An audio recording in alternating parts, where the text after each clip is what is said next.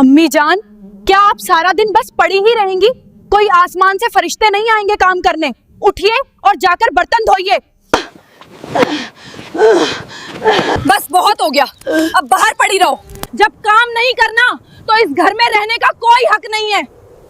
यहीं पड़ी रहो धूप में। या अल्लाह, अब तू ही मेरा आसरा है, मेरी मदद कर। मुझसे अब ये जुल्म नहीं सहा जाता। मेरे अजीज दोस्तों, आज की कहानी एक ऐसी बेबस और बूढ़ी माँ जमीला बीवी की है जिसने अपनी पूरी जिंदगी अपने 5 बेटों के लिए कुर्बान कर दी। लेकिन बुढ़ापे में उसी माँ को रमजान के मुकद्दस महीने में रोजे की हालत में तपती धूप में घर से बाहर निकाल दिया गया। जब दुनिया के सारे दरवाजे बंद हो गए तो उस टूटे हुए दिल से एक ऐसी आह निकली जिसने आसमान हिला दिया। आखिर उस जालिम बहू के साथ ऐसा क्या हुआ कि पूरा गांव दहल उठा? अगर आपको ऐसी ही दिल को छू लेने वाली इस्लामिक कहानियां पसंद हैं तो अभी चैनल को सब्सक्राइब कीजिए, वीडियो को लाइक कीजिए और कमेंट करके जरूर बताइए कि आप किस शहर से देख रहे हैं। यह कहानी किसी एक घर की नहीं बल्कि आज के दौर की एक ऐसी कड़वी सच्चाई है जो हमारे समाज के चेहरे पर एक बदनुमा दाग है। गांव की सबसे इज्जतदार औरतों में जमीला बीवी का नाम बड़े अदब से लिया जाता था। उनकी उम्र करीब 70 साल के पार हो चुकी थी। चेहरे पर झुर्रियां पड़ चुकी थीं और कमर झुक गई थी, मगर उनके चेहरे पर एक अजीब सा नूर हमेशा रहता था। यह वो नूर था जो सिर्फ उन लोगों के चेहरे पर आता है जो पूरी जिंदगी ईमानदारी, सब्र और अल्लाह की मोहब्बत में गुजार देते हैं। जमीला बीवी की जिंदगी कभी आसान नहीं रही थी। जब वो बहुत जवान थी तभी उनके शौहर इस दुनिया से पर्दा कर गए थे।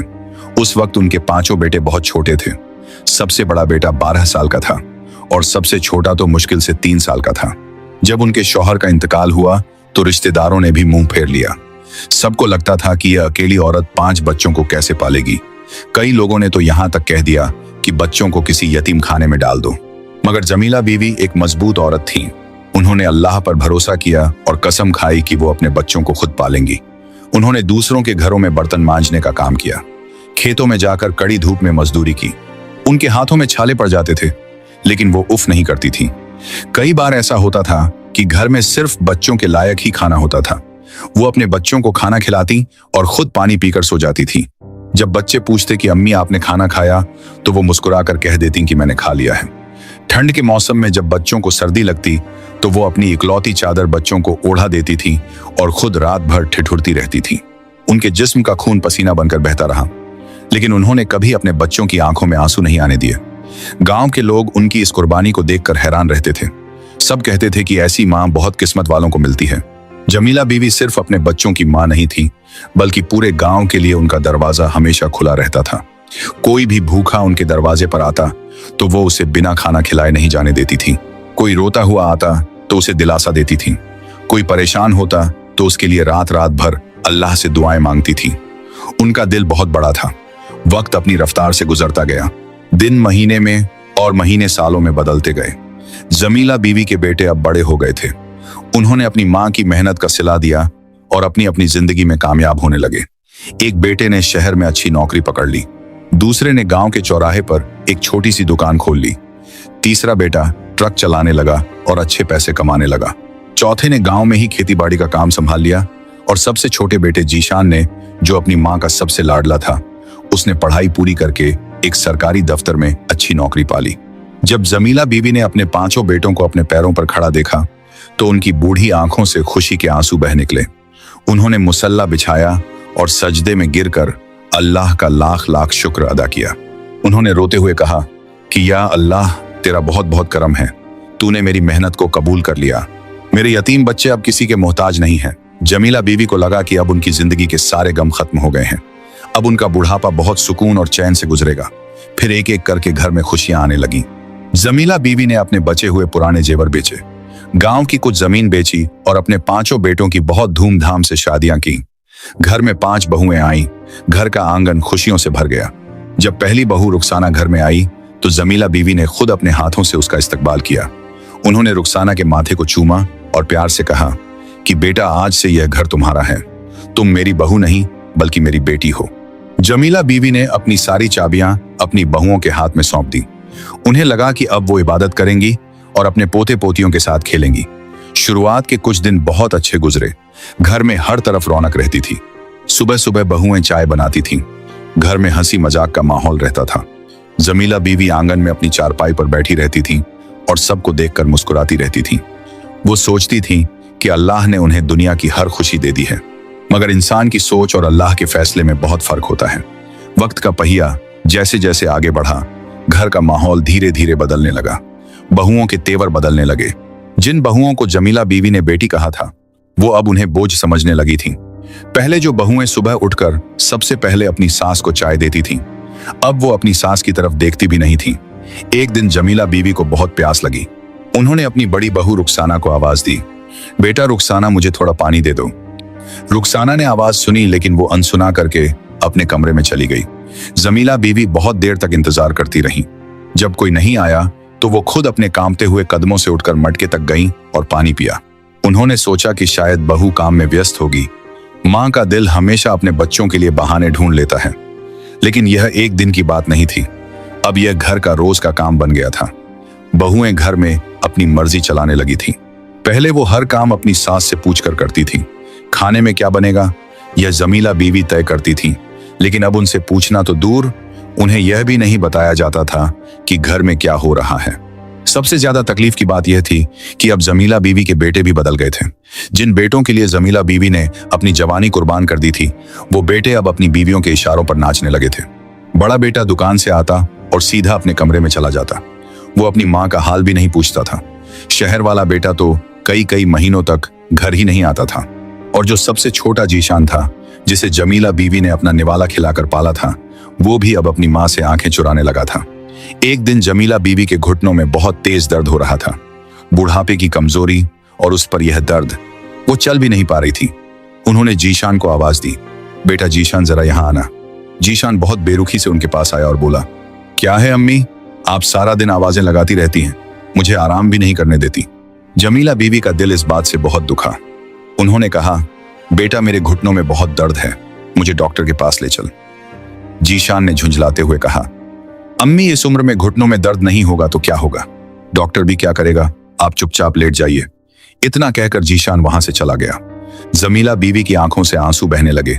उन्होंने अपनी चादर से अपने आंसू पोंछे और अल्लाह से दुआ की, या अल्लाह मेरे बच्चों को हिदायत दे, उन्हें सही रास्ता दिखा। बहुओं की बदतमीजी अब हद से पार हो रही थी। घर में 5 बहुएं थीं, लेकिन किसी को अपनी सास की परवाह नहीं थी। रुखसाना सबसे बड़ी थी और वही पूरे घर पर राज करती थी। एक दिन जमीला बीवी रसोई में गईं। उन्हें भूख लग रही थी। उन्होंने सोचा कि खुद ही कुछ खाने को निकाल लेती हूँ। जैसे ही वो रसोई में गईं, रुखसाना वहां आ गई। उसने बहुत तेज आवाज में कहा, अम्मी जान, आप यहाँ क्या कर रही हैं? आपको पता है ना कि रसोई में मुझे किसी का आना पसंद नहीं है। जमीला बीवी ने बहुत नरमी से कहा, बेटा मुझे बहुत तेज भूख लगी थी, सुबह से कुछ नहीं खाया, इसलिए सोचा कि एक रोटी ले लूं। रुखसाना ने तंज करते हुए कहा, आप तो सारा दिन बस खाने के बारे में ही सोचती हैं। हमने कोई नौकर नहीं रखे हैं जो हर वक्त आपके लिए खाना बनाते रहें। जाइए अपने कमरे में बैठिए, जब खाना बनेगा तब मिल जाएगा। जमीला बीवी बिना कुछ कहे वापस अपने कमरे में आ गई।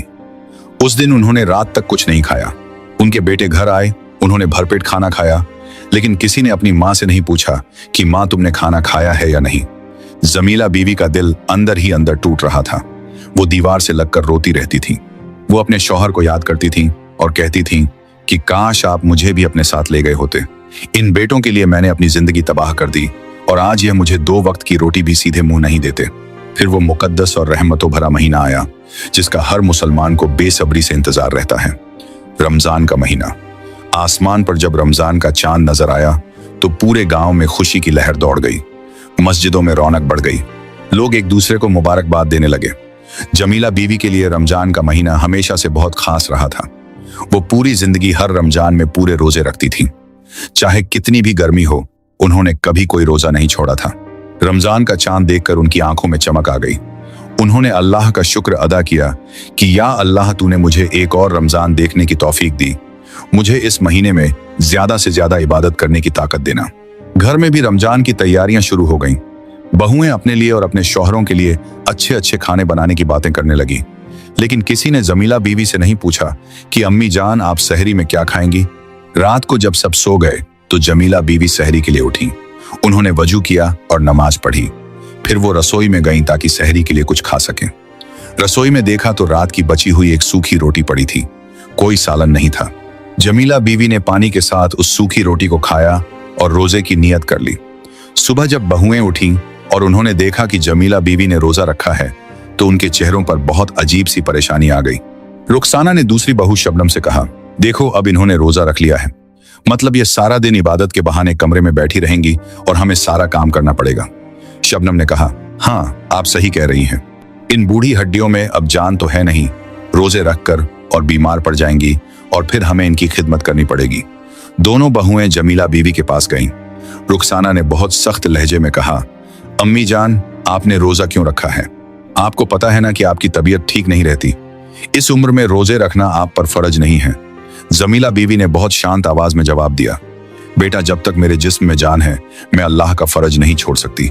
रोजा रखना मेरा काम है, तुम फिक्र मत करो, मैं तुमसे कोई काम नहीं करवाऊंगी। शबनम ने गुस्से से कहा, वो तो ठीक है लेकिन घर के काम कौन करेगा? हम 5 बहुएं इस बड़े से घर का काम करते करते थक जाती हैं। आपको भी हमारे साथ काम करना पड़ेगा। रोजे का बहाना बनाकर आप काम से नहीं बच सकती। जमीला बीवी ने गहरी सांस ली और कहा, ठीक है बेटा, मुझसे जितना हो सकेगा मैं जरूर करूंगी। और फिर शुरू हुआ जमीला बीवी पर जुल्म का एक नया सिलसिला। रमजान का महीना था, गर्मी अपने पूरे उफान पर थी। सूरज जैसे आसमान से आग बरसा रहा था, लू के थपेड़े जिस्म को झुलसा रहे थे। ऐसे मौसम में जवान आदमी भी बिना पानी के बेहाल हो जाता था, लेकिन जमीला बीवी रोजा रखकर भी काम कर रही थी। बहुएं जानबूझकर उन्हें मुश्किल काम देती थीं। वो उनसे आंगन में झाड़ू लगवाती थी, भारी भारी कपड़े धोने को कहती थी। जमीला बीवी कांपते हाथों से काम करती थी। रोजे की वजह से उनके होंठ सूख जाते थे, गला प्यास से चटकने लगता था, लेकिन वो उफ नहीं करती थी। वो काम करते करते मन ही मन अल्लाह का जिक्र करती रहती थी। इफ्तार के वक्त जब दस्तरखान पर तरह तरह के खाने सजे होते थे तो बहुएं अपने बच्चों और शौहरों को पेट भरकर खिलाती थी। जमीला बीवी के लिए सिर्फ एक खजूर और थोड़ा सा पानी रख दिया जाता था। वो उसी से अपना रोजा खोल लेती थी। कभी कभी तो उन्हें इफ्तार के बाद भी कुछ खाने को नहीं मिलता था। वो बस पानी पीकर तरावीह पढ़ने के लिए खड़ी हो जाती थी। दिन ब दिन जमीला बीवी बहुत कमजोर होती जा रही थी। उनकी आंखों के नीचे काले घेरे पड़ गए थे, गाल पिचक गए थे, उनकी हड्डियां दिखने लगी थीं। लेकिन उनके बेटों को अपनी मां की यह हालत नजर नहीं आती थी। वो अपनी दुनिया में मस्त थे। एक रात जमीला बीवी तरावीह की नमाज पढ़ रही थी। उनका दिल अल्लाह की मोहब्बत से भरा हुआ था। वो सजदे में थी और उनके आंसू बह रहे थे। वो दुआ कर रही थी कि या अल्लाह मेरी मुश्किलों को आसान कर दे, मेरे बच्चों को माफ कर दे। तभी कमरे का दरवाजा बहुत जोर से खुला। छोटी बहू गुड्डो गुस्से में अंदर आई।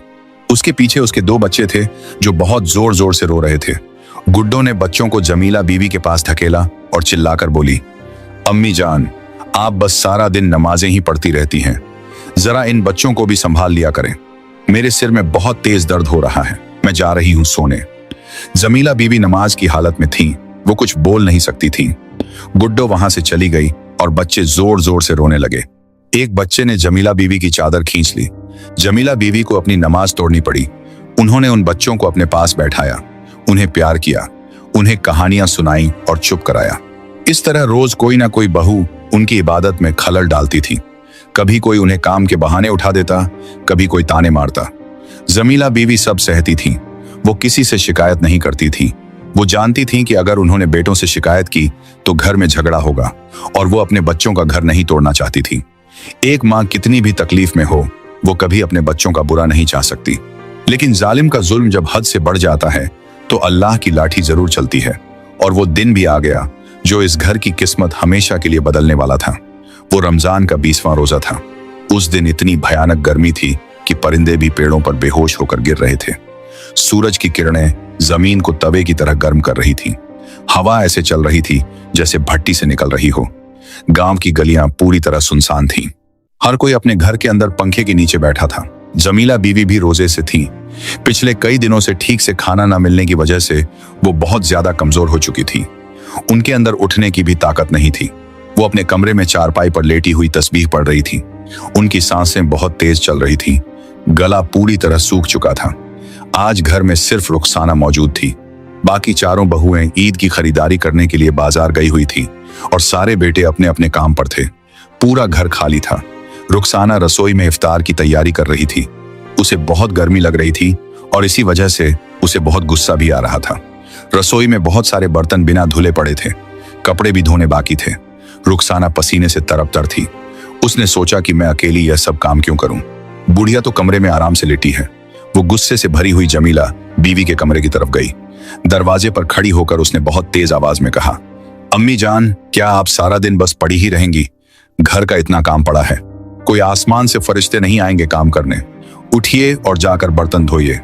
जमीला बीवी ने अपनी कमजोर आंखें खोली। उन्होंने बहुत धीमी आवाज में कहा, बेटा रुखसाना, आज मेरी तबीयत बहुत खराब है। मुझे बहुत चक्कर आ रहे हैं, मेरे जिस्म में बिल्कुल ताकत नहीं है। मैं कल सारे काम कर दूंगी, आज मुझे थोड़ा आराम कर लेने दो। रुखसाना ने जब यह सुना तो उसका गुस्सा 7वें आसमान पर पहुंच गया। उसने कहा, बहाने बनाना बंद करिए, रोज आपका यही नाटक होता है।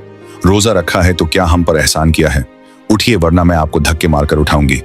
जमीला बीवी को लगा कि अगर वो नहीं उठी तो बहू घर में और तमाशा करेगी।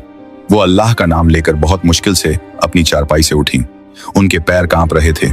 दीवार का सहारा लेकर वो धीरे धीरे रसोई की तरफ बढ़ी। रसोई में बहुत गर्मी थी, चूल्हा जल रहा था। जमीला बीवी बर्तनों के पास जाकर बैठ गईं। उन्होंने बर्तन धोने शुरू किए, लेकिन कमजोरी इतनी ज्यादा थी कि उनके हाथों से बर्तन छूटने लगे। उनकी आंखों के सामने अंधेरा छाने लगा। उनका सिर बहुत तेजी से चकराने लगा। वो पसीने से पूरी तरह भीग चुकी थी। जमीला बीवी ने रुखसाना से कहा, बेटा मुझे थोड़ा पानी दे दो, मुझसे अब और नहीं बैठा जा रहा, मेरा दम घुट रहा है। रुखसाना जो पास ही खड़ी थी, उसने बहुत बेरहमी से कहा, रोजेदार को पानी कैसे दे दूं? काम खत्म करिए और फिर जाकर लेट जाइए। जमीला बीवी ने फिर से बर्तन मांजने की कोशिश की, लेकिन अचानक उनका जिस्म पूरी तरह ढीला पड़ गया। वो वहीं जमीन पर गिर पड़ी। उनकी आंखें बंद होने लगी। उन्होंने कहा, बेटा मुझे बचा लो। रुखसाना को लगा कि जमीला बीवी काम से बचने के लिए नाटक कर रही हैं। उसने गुस्से में आकर जमीला बीवी का बाजू पकड़ा और उन्हें जोर से झंझोड़ा। उठिए अम्मी जान, यह नाटक मेरे सामने नहीं चलेगा। लेकिन जमीला बीवी के जिस्म में कोई हरकत नहीं हुई। वो पूरी तरह निढाल हो चुकी थी। रुखसाना का शैतान अब उस पर पूरी तरह हावी हो चुका था। उसने इंसानियत की सारी हदें पार कर दी। उसने जमीला बीवी को बालों से पकड़ा और उन्हें घसीटना शुरू कर दिया। जमीला बीवी दर्द से कराह रही थी, लेकिन रुखसाना के कानों पर कोई असर नहीं हो रहा था। वो उन्हें घसीटते हुए घर के आंगन से बाहर ले गई। घर के बाहर बहुत तेज धूप थी। जमीन आग की तरह तप रही थी। रुखसाना ने उस 70 साल की बूढ़ी और कमजोर मां को, जो रोजे की हालत में थी, उस तपती हुई जमीन पर घर के बाहर फेंक दिया। रुखसाना ने चिल्लाकर कहा, जब काम नहीं करना तो इस घर में रहने का कोई हक नहीं है, यहीं पड़ी रहो धूप में। और उसने बहुत जोर से घर का मेन दरवाजा बंद कर दिया और अंदर से कुंडी लगा ली। बाहर जमीन पर गिरी हुई जमीला बीवी तपती धूप में तड़प रही थी। उनका जिस्म उस गर्म जमीन पर जल रहा था। उनके नंगे पैर झुलस रहे थे। लू के गर्म थपेड़े उनके चेहरे को जला रहे थे। उनके होंठ सूख कर पपड़ी बन गए थे। आंखों से आंसू भी नहीं निकल पा रहे थे, क्योंकि जिस्म का सारा पानी सूख चुका था।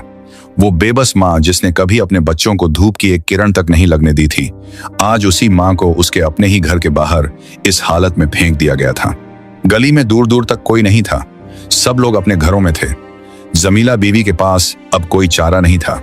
उनकी जिंदगी की डोर बहुत तेजी से टूट रही थी। उन्होंने अपनी कांपती हुई उंगलियों से आसमान की तरफ इशारा किया। उनके सूखे हुए होठों से एक बहुत धीमी और टूटी हुई आवाज निकली, या अल्लाह, अब तू ही मेरा आसरा है, मेरी मदद कर। मुझसे अब यह जुल्म नहीं सहा जाता। मेरे मौला, तू सब देख रहा है ना। बस इतना कहा और उनकी गर्दन एक तरफ लुढ़क गई। वो उस तपती धूप में बेहोश हो गई।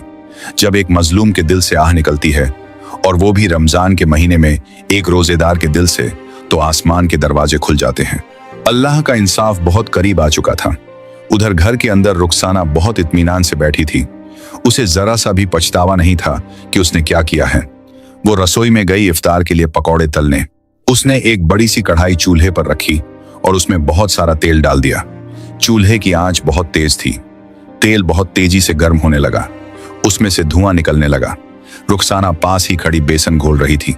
अचानक उसका पैर फर्श पर गिरे हुए थोड़े से पानी पर पड़ा। उसका संतुलन बिगड़ गया।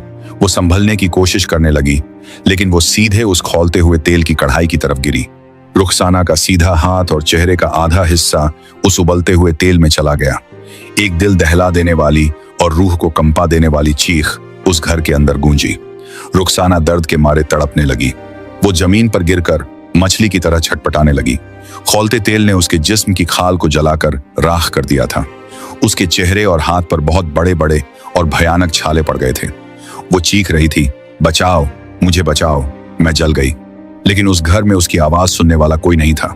जो दरवाजा उसने अपनी सांस के लिए बंद किया था, उसी बंद दरवाजे के अंदर आज वो अपनी मौत की सजा काट रही थी। दर्द इतना भयानक था कि रुखसाना अपने बाल नोच रही थी। अल्लाह की लाठी जब चलती है तो उसकी कोई आवाज नहीं होती, लेकिन उसका वार बहुत गहरा होता है। उसी वक्त पड़ोस के घर में रहने वाली एक बुजुर्ग औरत, जिन्हें सब अम्मा रशीदन कहते थे, वो किसी काम से अपने घर के बाहर निकली। गली में सन्नाटा था। अचानक अम्मा रशीदन की नजर उस घर के दरवाजे पर पड़ी। उन्होंने देखा कि जमीन पर कोई औरत गिरी हुई है। वो बहुत तेजी से वहां पहुंची। जब उन्होंने करीब से देखा तो उनके पैरों तले जमीन खिसक गई। वो जमीला बीवी थी। उनका चेहरा धूप से पूरी तरह लाल हो चुका था, जिस्म जल रहा था और सांसें ना के बराबर चल रही थी। अम्मा रशीदन का दिल दहल गया। उन्होंने चीख कर आवाज लगाई, अरे कोई है, दौड़ो, जमीला बहन को क्या हो गया है। उनकी आवाज सुनकर आस पड़ोस के कुछ लोग दौड़ कर आए। अम्मा रशीदन ने जमीला बीवी का सिर अपनी गोद में रख लिया। किसी ने पानी के छींटे मारे, किसी ने पंखे से हवा की। अम्मा रशीदन रोते हुए कह रही थी, या अल्लाह, इस रमजान के महीने में यह कैसा जुल्म है। इस बेचारी को इस धूप में किसने फेंक दिया। घर के अंदर रुखसाना दर्द से बेहाल थी। किसी तरह रेंगते हुए वो फोन तक पहुंची। उसने अपने शौहर इमरान को फोन मिलाया। इमरान अपनी दुकान पर बैठा था। फोन उठाते ही रुखसाना की चीखती हुई आवाज आई, इमरान जल्दी आओ, मैं जल गई, मुझे अस्पताल ले चलो। इमरान घबरा गया। उसने फौरन अपनी दुकान बंद की और अपने बाकी भाइयों को भी फोन कर दिया। सब भाई बदहवास होकर अपने घर की तरफ भागे।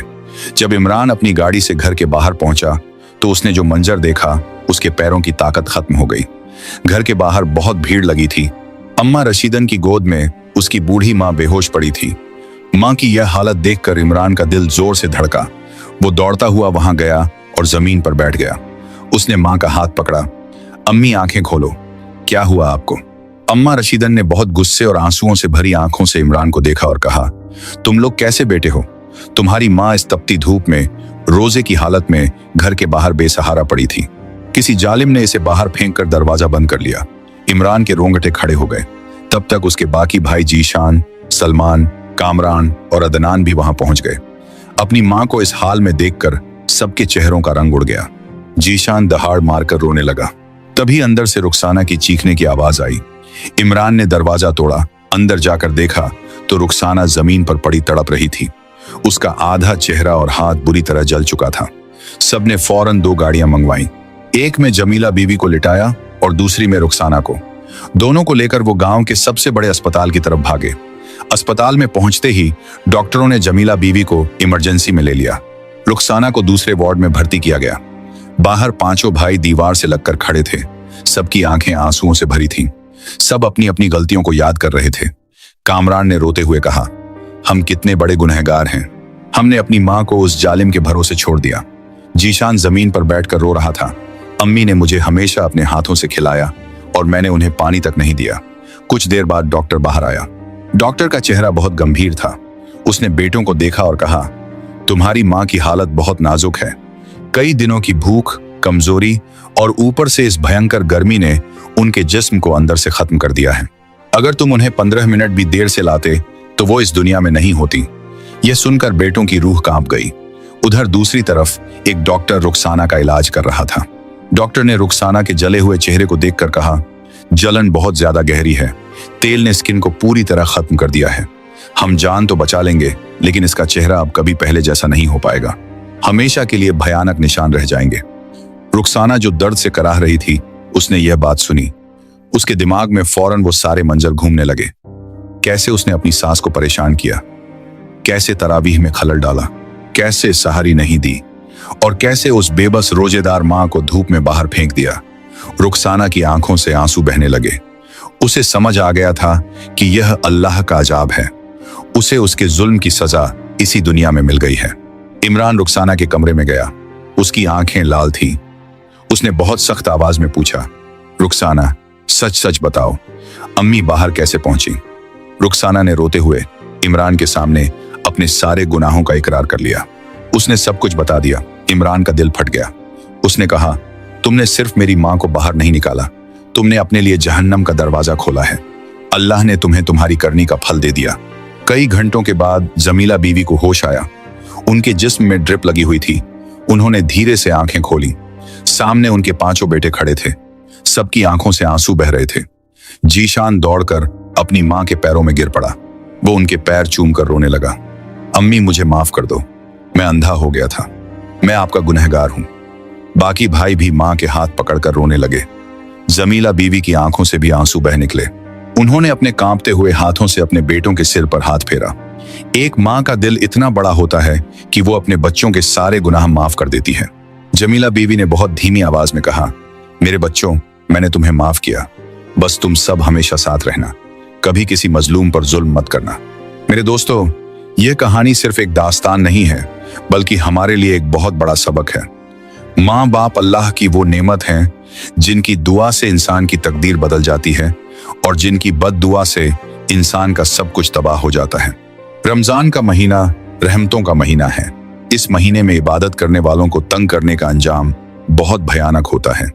कभी भी अपने माँ बाप का दिल मत दुखाना, उनकी खिदमत करना, क्योंकि जन्नत माँ के कदमों के नीचे है।